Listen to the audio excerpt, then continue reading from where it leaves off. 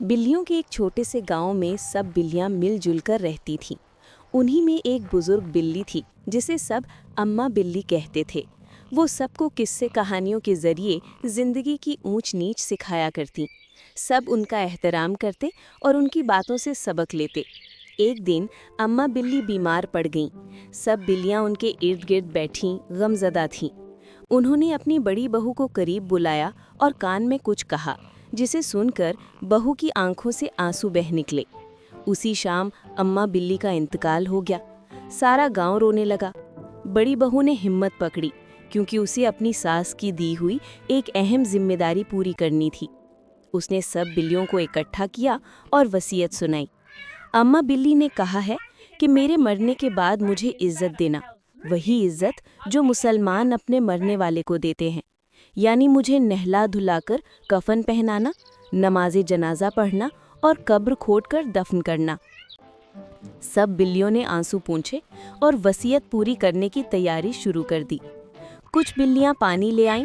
उन्होंने अम्मा बिल्ली को गुस्ल दिया और खुशबू लगाई। फिर सफ़ेद नर्म कपड़े का एक थान लाया गया, जिससे 5 हिस्से काटे गए। एक कपड़ा ऐसा था जो अम्मा बिल्ली के कद से 2 फुट बड़ा था। एक कपड़ा तिकोनी शक्ल में काटा गया, जो सर के स्कार्फ के लिए था। एक कपड़ा कमीज की शक्ल में काटा गया, जिसमें सर के लिए सुराख बनाया गया। एक कपड़ा सीने से पांव तक के नाप का था और 5वां कपड़ा सर से पांव तक लपेटने के लिए था। छोटी बिल्लियां हैरान होकर ये मंजर देख रही थीं और सोच रही थीं कि ये तो बड़े एजाज की बात है।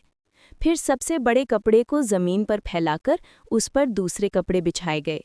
उसके बाद अम्मा बिल्ली को उस पर लेटाकर एक खास तरीके से कफन लपेटा गया।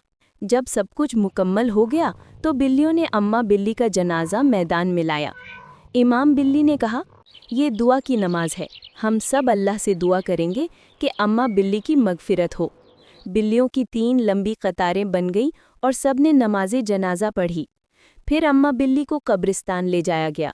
सब बिल्लियां मिलकर जनाजा कंधों पर उठाए चल रही थीं। कब्र पहले से तैयार थी। अम्मा बिल्ली को आहिस्तगी से कब्र में उतारा गया। फिर सब ने बारी बारी मिट्टी डालना शुरू किया। हर बिल्ली अपने नन्हे पंजे से थोड़ी थोड़ी मिट्टी डालती और कहती, हम सबको एक दिन अल्लाह के पास जाना है। जब कब्र मुकम्मल हो गई तो सब बिल्लियां इकट्ठी होकर दुआ करने लगीं। छोटी बिल्लियों की आंखों में आंसू थे, मगर दिल को सुकून था कि अम्मा बिल्ली अब अल्लाह के पास आराम से हैं। घर वापस आते हुए एक छोटी बिल्ली ने दूसरी से कहा, देखा, अम्मा बिल्ली सबसे अच्छी थीं, इसीलिए सब उनके लिए दुआ कर रहे हैं। दूसरी ने सर हिलाया और कहा, हाँ, हमें भी नेक बिल्लियां बनना है, ताकि जब हम अल्लाह के पास जाएं तो सब हमारे लिए भी दुआ करें।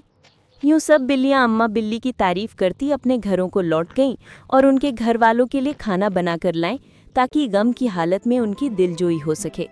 3 दिन बाद सब अपनी अपनी मसरूफ जिंदगी में लौट गए, मगर अम्मा बिल्ली की यादें और उनकी सिखाई हुई अच्छी बातें सबके दिलों में जिंदा रहीं।